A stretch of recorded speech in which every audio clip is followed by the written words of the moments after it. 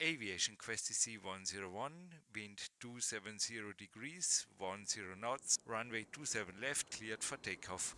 Aviation-Quest.cc 101, cleared for takeoff 27 left. V1, rotate. Positive climb.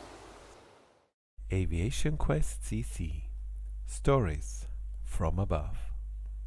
The views shared in this podcast are personal and for informational purposes only. They do not reflect any employer or aviation authority, and nothing discussed here should be considered flight training or regulatory guidance. Please always refer to official sources. This episode may also contain product placement. For further information, visit our website aviation-quest.cc. So, episode 21, live on tape. I'm your host, Jürgen Reis, or one of your two hosts here at Aviation-Quest.cc. And my other host, certainly as always, the professional pilot in the cockpit of this podcast. Stefan, hello on the other side. Hey Jürgen, how are you? All good? All good, all good. The first thing I saw this morning looking out of the kitchen window while preparing my coffee was an airliner. It was too high to spot it, but I think it was an A320. So maybe you're a family colleague of yours. Maybe, yes. Well, I'm off today, so it definitely wasn't me. I'm flying tomorrow again. I knew, because otherwise it would have been a little bit a time challenge. But yeah, Yes. always busy. Let's use today for a podcast, but it's really our channel is growing and good numbers. Yeah. Like we said last time, we seem to have a very loyal community. Once people start watching, they keep coming back, so that's great. And we are still a small channel, but we're going in the right direction. So hopefully at some point we have a nice big audience that will enjoy hanging out with us. And watching, yeah, even though we are an audio cast, but you were building a beautiful bridge to my next topic. I will not forget. It's Aviation Quest or Aviation-Quest podcast. It's a YouTube channel, so we are certainly on the normal, on all over the place, Spotify and Apple Podcast, whatever. You find it on our homepage, but also there you find everything on your homepage. But a special thing, I think it's also a little bit a unique thing of our podcast is that we have even a video version, thanks to Stefan's work. And there is also today a simulated real-world flight. And yeah, where did it lead you today? Yeah, so if you're watching on YouTube, you will see a real world flight. And today we are flying AK-656, which is a flight operated by Emirates. And we are flying from Dubai to the Maldives in a Boeing 777-300. Very beautiful destination. Very beautiful destination. Very, very beautiful destination. Yeah, and we are today also, also already spoiler alert, beautiful destination. Also in my very first FlightSim adventure today, but we are in Flight Simulation Adventures Part 3. This is the fifth part of our FlightSim series. And Stefan, should we keep the same, so to say, order like in the last two episodes, that you start with one of your, so to say, all-time remember FlightSim adventures of your, still ongoing and already in the teenage years started FlightSim career? Yeah, absolutely. I'm happy to start if it's okay with you. Go on. Okay, so I'll go back quite a few years. I think we're talking at the beginning of the time of FSX when that came out. I decided to do a flight around the world, but I wanted to do it only with short-haul aircraft, and I wanted to do it with flights that exist in the real world. So I spent a huge amount of time researching the best routes. One of the things was I didn't want any really long flights, so they all had to be pretty short. And of course, it had to be aircraft that I had on my simulator. So it was A320, 737. I think in those days there were even some MD-80s still around. I spent a long, long time researching, on SimBrief and everything. And yeah, then I started off. I started off in London. I can't remember all the destinations, but I essentially flew to Athens. From Athens, I think to Cyprus. From Cyprus to Dubai. From Dubai, I hopped across. It was actually fairly easy to get to Asia. But from Asia to the US was really difficult because you have the Pacific.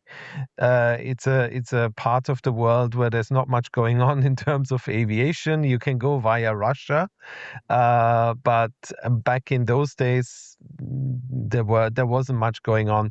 So I remember I had to go via Fiji, and it was really complicated. But I managed, and then I did domestic flights across the US, and then via Iceland into Ireland, and then down to London. So I can't remember how long it took, but it was a long time. And I remember I took screenshots of each and every flight and turned it into a PDF file with like a logbook and a bit of experience. And because I also went into Kathmandu and all those places to make it more exciting. And then I posted it online. And that was a really cool experience. I'm actually thinking if I should do this again in Microsoft Flight Simulator 2024. I think it'd be a nice thing to repeat.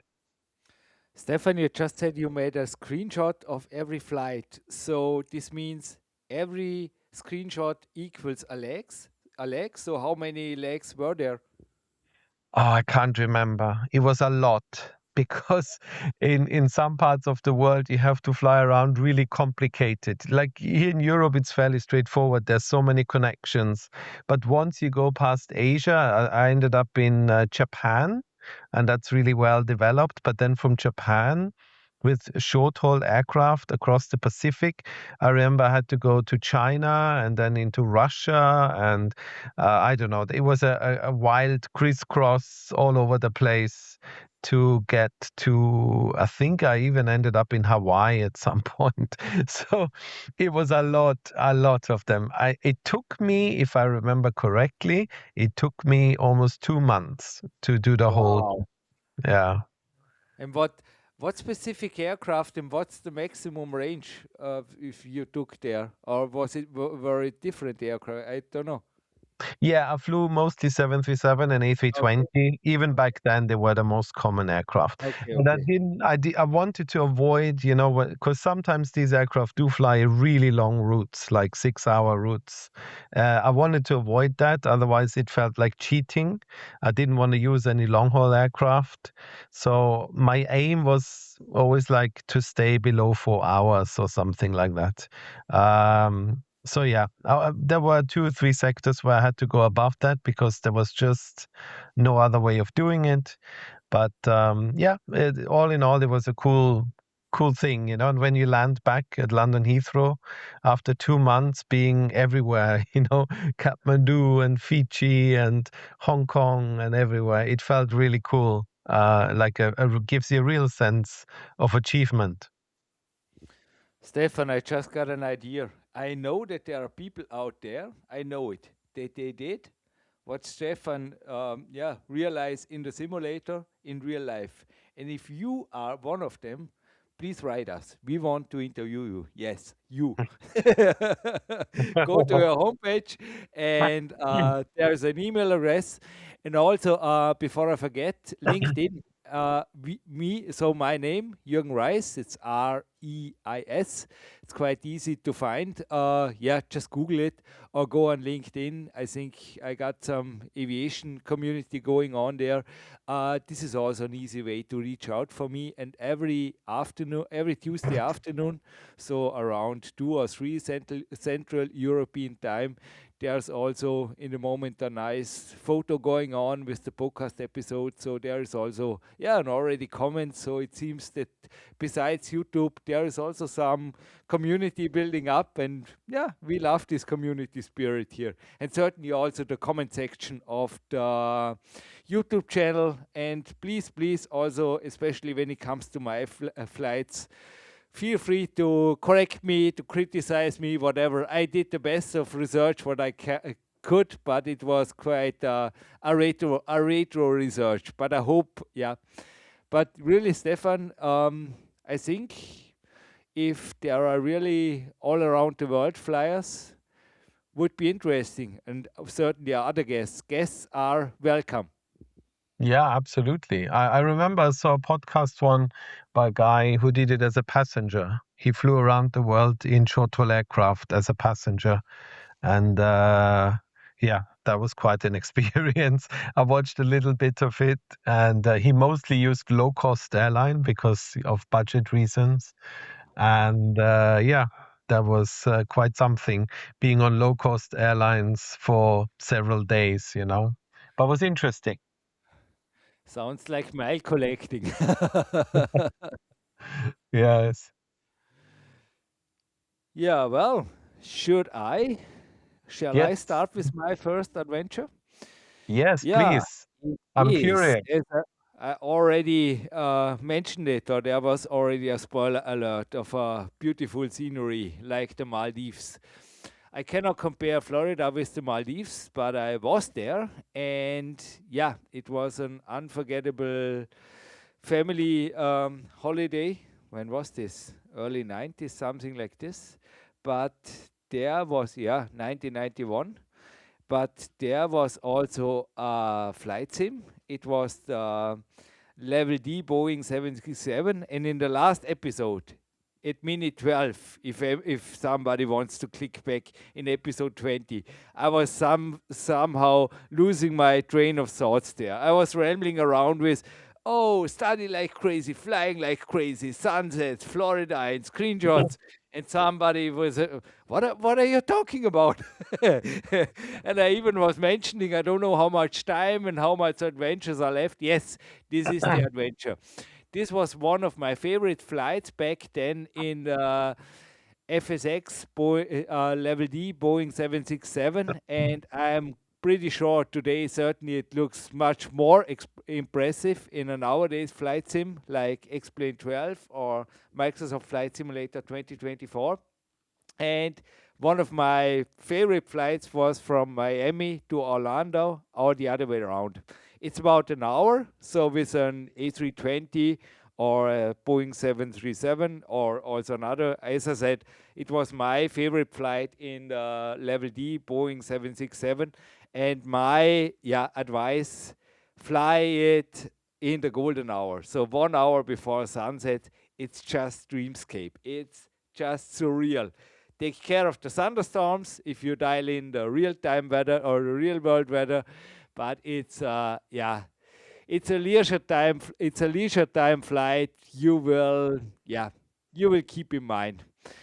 And Stefan, if you allow, we finally, so to say, propose the unofficial Aviation-Quest.cc flight sim air law. Okay, go ahead. Okay, because thereby I would say we reopen the Kennedy Space Center for whatever reason. Feel free to land there because it's on the way. And if you have, if you want to have some fun and some special adventure, I think it's allowed by the unofficial Aviation-Quest.cc flight sim air law. It is allowed. Okay. I only ever landed the space shuttle there in the sim. It's a very, very, very long runway, huh? Yep.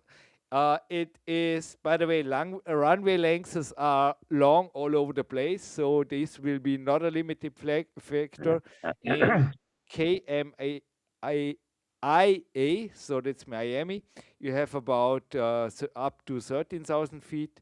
In Orlando, up to 12,000 feet. And yes, the Kennedy Space Center, about 15,000 feet. So this is over 4,500 meter. Yeah, this is enough for even for the space shuttle. Yeah. And KTDS, this is the ICAO code. There should be free add-ons for X-Plane 12 and Microsoft Flight Simulator 2024, if my Okay. research here is correct. Okay, Perfect. so this Perfect. That is, sounds great. So yeah. on that runway, if you fly Cessna, you can land, you can take off and land again Yeah, you can collect flight hours on the, so you make, on the you runway. can collect extra landings if you are missing out on landings on the same runway and the same flight. Don't know if this counts, but I mean, by the unofficial Aviation-Quest.cc flight sim air law, it counts.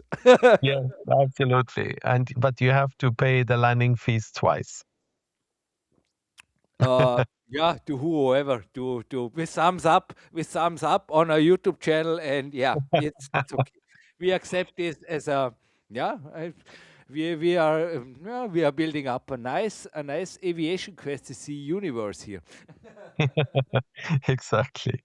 Yeah, that sounds nice. I've never tried that in Microsoft Flight Simulator.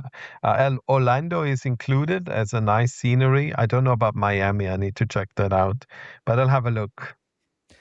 Those airports looked already quite impressive in FSX with the standard scenery, and I'm quite sure they look super impressive nowadays. I don't have X-Plane 12 or MS 2024, but those are so, those are hubs in Florida and so great. You have to try it out.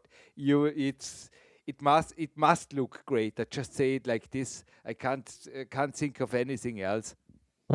Yeah. Okay. Sounds good. Sounds good. Maybe something I can do as a flight for one of our podcasts. Yeah, and let me know in the comment section if I was correct or right. So, but as I said, I have no real world experience. I have no Explain 12 or Microsoft Flight Sim 2024 running here, but all I think is that yeah, hopefully say thumbs up, Jürgen. I hope so. Otherwise, I wanna know. Is it included in Aerofly? Do you know? Would that be a way people can do it, or I could do it? Is Florida in Aerofly? As I said, I only have the older version of Aerofly. I can Yeah. also do in Explain 11 it is. I mean, as I said, I mean, Miami as well as Orlando. So if Florida is included, should look really great because those are the major airports as far as I can think of. I mean, Yeah. those are really the international destinations. I think also if you fly from Europe to Florida, you will land either in Miami or in Orlando, I think. Yeah. Okay. Sounds good. Something I can look into, and I can let you know. Yeah. And next time when you are in an airport, also you can confirm or say, hey, Jürgen, there are other flights. No, there are more international airports in Florida. Certainly you can achieve also from Europe, but also even if you want to have a long haul adventure, this would be a destination. These would be two destinations of my choice. Okay. Sounds cool. Very good. Very good. I'm always keen to hear new routes that I've never thought about before. Good. And what about your second adventure? Or yeah, I'm looking forward to your second adventure. My second adventure. Well, we discussed it before the podcast. I have quite a long list, so I'm gonna do it this way. I'm gonna actually choose an aircraft again. We did this last time as well. And this is an aircraft we actually never mentioned, which is a bit of a shame because it was one of my favorite aircraft at the time. So whenever people say PMDG, most people think of the 737, the 777. the 747. But PMDG also had an MD-11. I don't know if you remember. Uh, they Sure. did both the passenger and cargo version for FS 2004 and later upgraded it for FSX. Yeah. And that aircraft was amazing. I absolutely loved it. I mean, PMDG has always been great. And I believe at that time it was a curiosity because they were all about Boeing. I mean, they're still all about Boeing. You know, they concentrate on Boeing, and I'm not quite sure what was the motivation behind the MD-11, why they decided to do it, but I'm glad they did because it very quickly became one of my favorite aircraft. It was really really cool, good looking aircraft. I spent a lot of time flying it. I did long haul with passenger planes, short haul with the cargo planes. Back in those days, Lufthansa still had the MD-11. Of course, FedEx, UPS, you know, all those aircraft were still around, even here in Europe. So I could just replicate their flights from London Stansted or Paris Charles de Gaulle. They were everywhere. These days, it's obviously very different. But that to me was an aircraft I really, really enjoyed. And I really got like properly deep into it. You know, do you remember PMDG had those manuals, those PDF files that were really, really, really long? Um, I actually printed the one for the MD-11 out. I bought a whole big folder. I Yeah. had it printed in color by a company because I think it was, I can't remember, 400 pages. I And did the same. I did the same with the 747 and the level D. yeah, I carried it to the copy shop and they made a binder. exactly. Yeah, I put it in a nice big folder Yeah. and I would study everything, you know, learn how to create my own waypoints, how to fly a VOR radial and all that stuff. And it was a lot of fun. I enjoyed it a lot. And I flew that aircraft for many years. Even when PMDG brought out newer aircraft, I just stuck with the MD-11. Even today, I still have a soft spot for that aircraft. I think it's very unique, very special, and I really like it. But I saw some documentaries. This seems a aircraft that's quite tricky when it comes to the final approach, huh? Or the also the flare. Yeah, it's not easy to hand fly. I have friends that used to fly the MD-11 in the real world, and they all tell me that they call her the diva. The diva is very nice and a lot of fun, but she will bite you back very quickly. You need to be precise and you need to be very, you need to know what you're doing. Very good speed management, very good energy management. Otherwise, the aircraft will just run away from you very, very quickly. But none of these people ever said anything bad about the aircraft. They all said, yeah, she was a bit tricky to fly, but actually, most of them said they really missed the aircraft. It was an amazing machine to fly. So, from that, I can take that it was difficult, but not to the point where it became a nuisance, so to say. Perfect. Shall I read out, so to say, my second adventure here in this podcast? Please, yes. It's called Alpine Precision and it's from St. Gallen Altenrhein Airport to Innsbruck. And once for sure, please fly over Dornbirn and give me a virtual wave. That's my Okay. hometown, and especially on a day like this, no cloud on the sky. I mean, it's really also it's a hop. It depends of which aircraft you choose, but it's about 90 miles, and you can fly with a light business jet. Just take care the runway lengths, especially in St. Gallen Altenrhein, it's 4,900 feet, and in Innsbruck is 6,600 feet. And I think Innsbruck, yeah, I mean, Stefan can tell you more about it. Um, yeah, you just Google or search on his FX Clips channel Innsbruck, and you will find a couple you can. I think this is around. Am I correct here when there is around 1.5 hour Innsbruck going on here? This is, yeah, you made a trilogy about how to land in Innsbruck, but yeah, I think also there when there's a little bit of wind, you should be careful of the runway lengths, huh? Yeah, absolutely. Yeah, yeah. And I don't want to go into too much technical detail now. For those that don't know, I fly into Innsbruck in the real world, so I had to do the qualification for it and everything. The tricky bit for Innsbruck is actually the go around, because we always have to assume that on the go around we lose an engine. And then if you land on runway 26, you have nothing but really, really high mountains in front of you. And if you then perform a go around and then you lose an engine, then you have a real problem. So that's why we actually cannot take a lot of fuel into this airport, because we cannot be that heavy. And then so it's it's complicated, but in the sim you won't have those problems. Engine failures are not really a thing in the sim unless you really want to. And yeah, I agree with you. Innsbruck is a really cool airport in the simulator, and actually the Bodensee area or Lake Constance area as well. You can take off from Friedrichshafen and fly to St. Gallen, Alpenrhein, which is a really short flight, and it's very pretty. You fly across the lake. In the background, you have the Austrian and the Swiss Alps. It's a really cool area in the real world and in the sim. I guess you agree, yeah? Hey, this could be even a triple yeah, this could be a triple adventure. First, this is really good idea. Take off in Altenrhein, make the hop over Lake Constance, land in St. Gallen Altenrhein, take off again, fly over Dornbirn, virtually wave at me, and then enjoy the flight. I mean, this is mountain flying at its finest.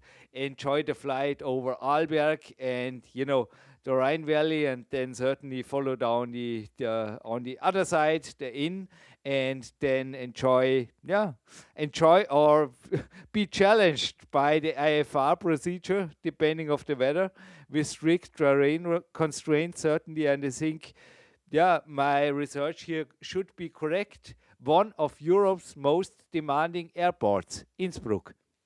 Yeah, absolutely. And it's a short flight, from Bodensee to Innsbruck, from Friedrichshafen or St. Gallen to Innsbruck is not very long. So you can I do mean, this easily. with a light jet, Yeah. St. Gallen Altenrhein to Innsbruck, I guess you can make it at around 45 minutes.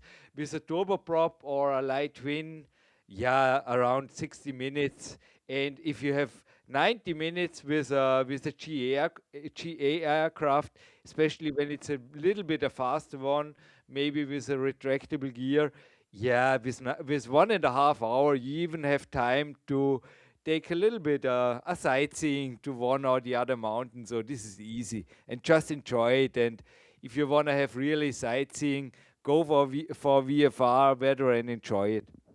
Yeah, absolutely. It's a beautiful part of the world. You are very lucky to live there. It's a very Yeah. pretty. But on the other hand, certainly it's not always VFR weather. So if you go with real weather, then yeah, terrain, procedures, precision, maybe visit the FS clips first and search for Innsbruck. Do your homework before you get yourself into troubles with the mountains around Innsbruck. So you're saying it's a very pretty part of the world, but more often than not, you can't actually see anything of it. It's a little bit unfair. It is a pretty part of the world, but certainly if there were only VFR, we would live in a desert. Yeah, that's true. That is true. Yeah. That's a good point. Yeah. There is some, but I mean, you spent the middle school here with me. It is, yeah, beautiful days, but also rainy days. This is Vorarlberg. This is Innsbruck. But this is what also makes flying, also in the simulator, especially with real world weather, maybe really, really interesting. Yeah, exactly. I agree. I agree. As you know, I live on an island with over 300 days of sunshine every day. Stop So, your third adventure. Yeah, I was just gonna say we No, no, have no, mostly. this is not part of this podcast. Excellent. Okay, fair enough, fair enough. I was just gonna talk about how easy my job is here. Anyway. Oh man. So if I just give one honorable mention to Innsbruck, as you know, I used to fly into Innsbruck on the sim. And when I did it for the first time in the real world, it was really cool because you do it in the simulator so often at home, and then of course in the training. When you do it in the real world, it's something really special. So if you have never flown into Innsbruck in the simulator, then do it. It's an amazing airport. So what do we finish off with? Um, Not we with an island of 300. This is not part of today's podcast. Not with this. We have to cover now the third adventure of yours, if you yeah. allow. So you actually mentioned this once when we talked about my channel, and I had completely forgotten about it until you reminded me. I once replicated the longest flight in the world, which was operated by a Boeing 777-200 LR, and they took off from Hong Kong and they flew all across the Pacific to the west coast of the US. They crossed the whole of the US, they crossed the whole of the Atlantic, and then they landed at London Heathrow, which was over 23 hours long. And I still remember I wanted to replicate this flight in FSX and I wanted to film it. And I had to do a lot of research on how this flight was done and the flight route, because that's very important. And I do remember they did a lot of really cool stuff. Like they got fuel with a special density so that they could actually fill up the tanks completely and get the most out of the fuel. They had priority from all the air traffic controllers. You know, they didn't have to wait on the runway. They just taxied out and took off. They made sure the temperatures were right. They had a whole team of meteorologists finding the best route with the jet streams and everything. I didn't have any of those things. I just had FSX and my PMDG 777, and I tried to replicate the whole flight. And 23 hours was a long time because I was on my own. So I took off, I stayed up for a few hours, and then I went to bed and I set the alarm. I can't remember, every 2 hours or every hour or something crazy. I got up, I checked on the flight, made sure the fuel was still okay, went back to bed, slept a bit, and that's what I did for the whole time. And I made it. I landed at Heathrow, which was cool. But it was really tough. I was really tired at the end of it. But it was a cool adventure, something I still remember. And yeah, I made a whole video out of it, and it was a lot of fun. Not sure I would do this again. Maybe I would do it with someone else so that we could swap. But anyway, it was a cool, interesting adventure back in the days. We talked about it already in episode 15, so this is about your channel. And I made the same search on your channel I did back then, and I found it immediately. The title of the video is "Can We Fly 23 Hours Non-Stop?" And there you can listen to a very, very tired Stefan. I think if I got it right, I am destroyed. This was, or something like, yeah, I'm trashed, or I'm just, this was before the final approach, and I think you first, yeah, you were reluctant to you really landed by your own. You wanted to have an auto land, but after all, you landed on your own. Yeah, I was so tired. I was worried that after all this flying, I would screw up the landing. So I initially thought maybe I should do an auto land, but then I thought, nah, that doesn't feel right. I need to land it myself. And it was okay in the end. So it was fine, yeah. Yeah, but this is really a must-have seen. It's almost a classic. I think I watched it twice, when I was preparing for this 15th episode, and I already have seen it a couple of years ago, and it was, I don't know, it's a classic. It's a FS Clips classic you have to see. Yeah, yeah. Thank you, thank you. I was much younger and not as reasonable as I am today. I don't think today I would do this anymore. You were tired and you were landing quite fine. So Yeah. nothing nothing to say about this. But it was really, yeah, it was really real life tiredness, life on tape. Yes, very good, very good. So, what's your next adventure, Jürgen? It is also one of my, yeah, almost forgotten sims on the Amiga. I didn't spend that much flight hours like in the F-18 Interceptor, but there was another game, or sorry, it was a flight sim, and the title is quite straightforward. I don't know, marketing guys had a good idea. Fighter bomber. Okay. Yeah, it was released in 1990, and I found two company names. Now I'm really interested. Please comment me if there's something wrong in what I say now in the YouTube section. I'd be interested. But I found digital image design in Activision, and the interesting thing about digital image design, the next generation of their sims on the PC were also combat flight sims. This was EF 2000 and TFX. So this was, so to say, their, yeah, their first hit, because for at least for me it was an amazing sim. And yeah, there was a tornado with automatic sweep, as well as a F-111, same with automatic sweep. It was tactical mission design, and this is my flight adventure for today, because certainly nobody have to go back to the, or not many people will have an Amiga 500 around and this flight sim, but there was a refueling model, and this was for me impressive. It was the first time I had the chance to simulate or air refueling, and this is really, really crazy. It is demanding. It's like, yeah, it's clearly precision flying, and it teaches you really to be precise on the stick and also with the throttle.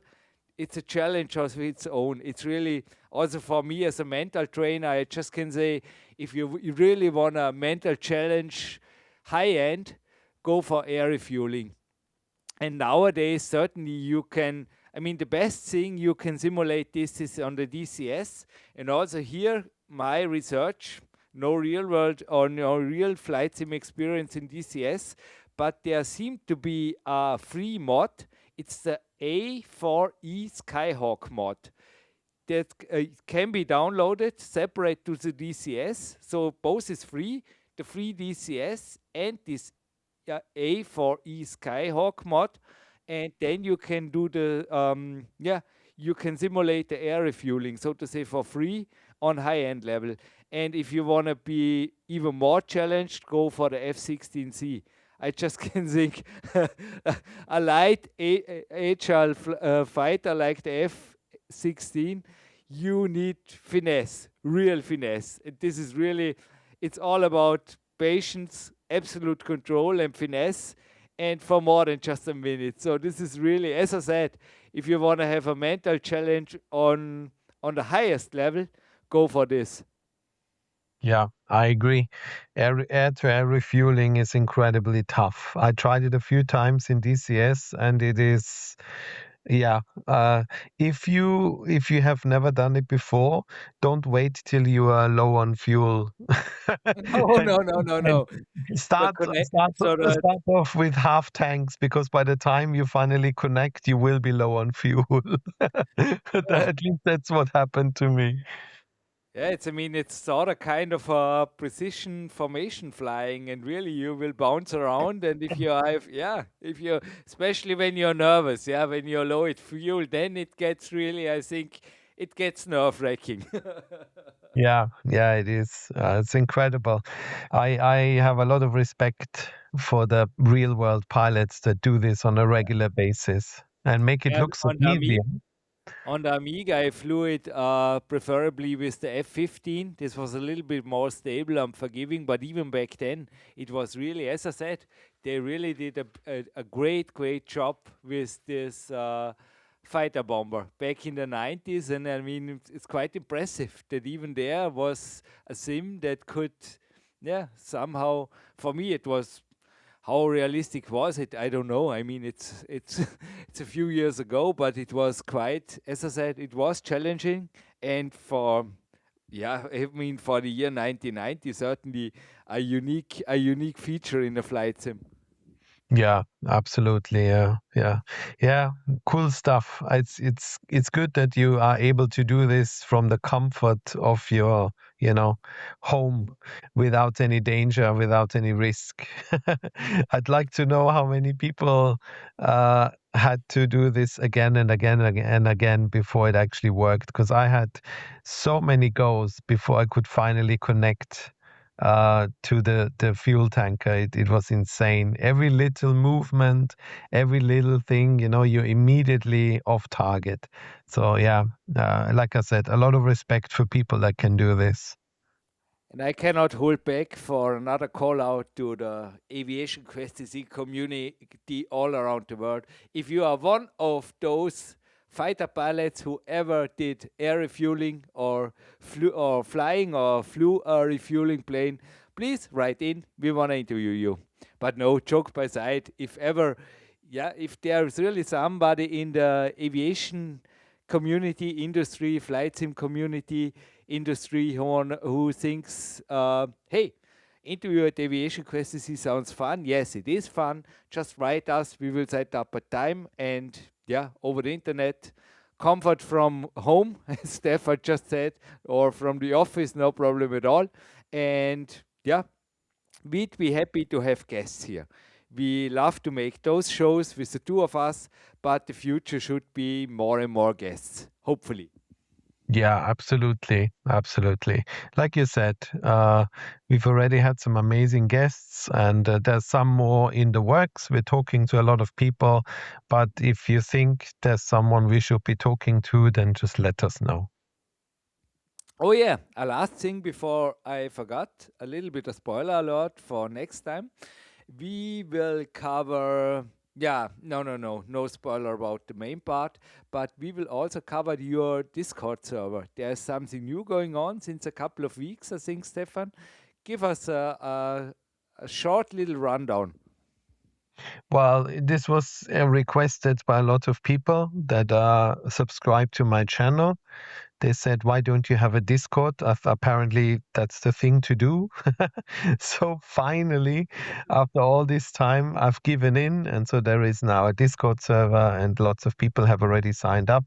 And it's where we have some discussions, where we share screenshots or pictures from the real world and, just hang out and talk about stuff. And yeah, it's really nice community. And obviously, we also talk a little bit about the podcast. So if you're interested in any of that, then, go over to FS Clips. At the bottom of the video, you will see the link to the Discord. Let's see, maybe also Aviation Quest to see will be, yeah, we will discuss this after the show, Stefan, Yeah. but Yeah. maybe, yeah, you already made the announcements of the episodes there, but yeah, let's see.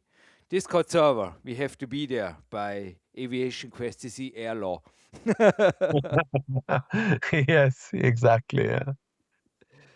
Hey, Stefan, thank you for your time. I think it was a nice and hopefully also useful episode for the flight sim geeks out there. And we are, as I said, looking forward for your feedback.